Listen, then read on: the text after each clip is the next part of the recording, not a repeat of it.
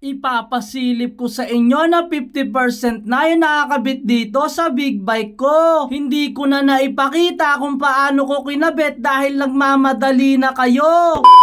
Kung mapapansin nyo, ang dami ko nang nakabit, makina na lang ang kulang, pati yung kaha. Yun na lang kasi ang kulang para tuloy-tuloy na at para mapaandar na. Alright, so ayun, ipasilip ko lang sa inyo itong binubuo natin na big bike na 50% na kasi naikabit na natin yung harness.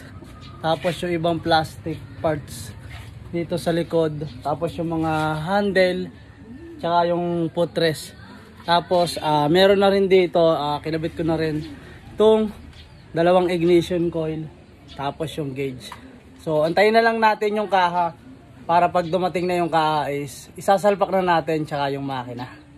Alright. Isa rin pala sa magiging problema, itong tangke ay kinalawang kaya hindi na nila napinturahan. Kaya ang gagawin natin ay papalatero natin para mawala yung butas at para magawa ng paraan. Kasi grabe talaga yung nangyari, butas-butas na. Wala naman na tayong mabibili na brand new dahil old model na talaga. Isa rin ito sa mga naging problema.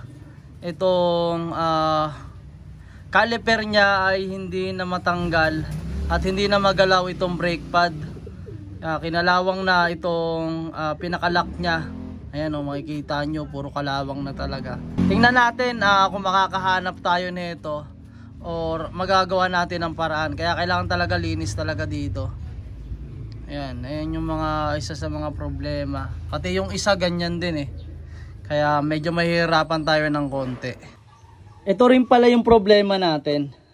Isa rin ito sa mga hindi pa natin naayos. Cover lang naman ang upuan to, pero madali na to.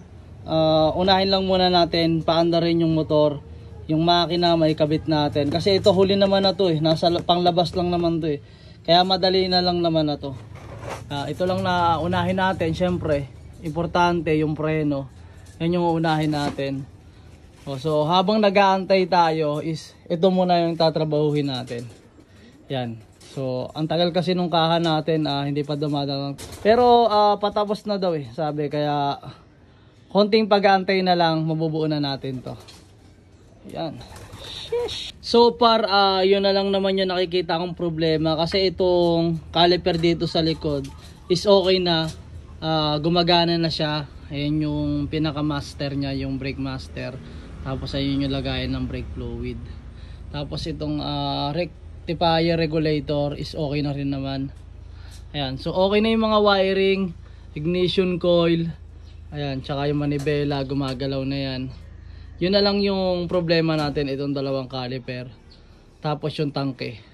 Kaya mabubuo na natin to. Alam nyo na, sobra talaga akong pinahirapan ng big bike nito kaya natatagalan. Kung mababalikan nyo yung una kong video ay pinahirapan na kami sa pagbuhat pa lang. Dati kasi itong nabaha at ilang dekada na ang nakalipas. Kaya naisipan to dati nung may-ari na ipagawa, kaya lang yung mga mekaniko ay nagpapas. Alam nyo na kung bakit ganun ako katagal magbuo nitong motor na to. Alam yan ng mga nakasubaybay kung ano yung hirap na ginawa ko. So paano? Hanggang dito na lang muna ulit yung video. Kaya salamat sa panonood. Ingat!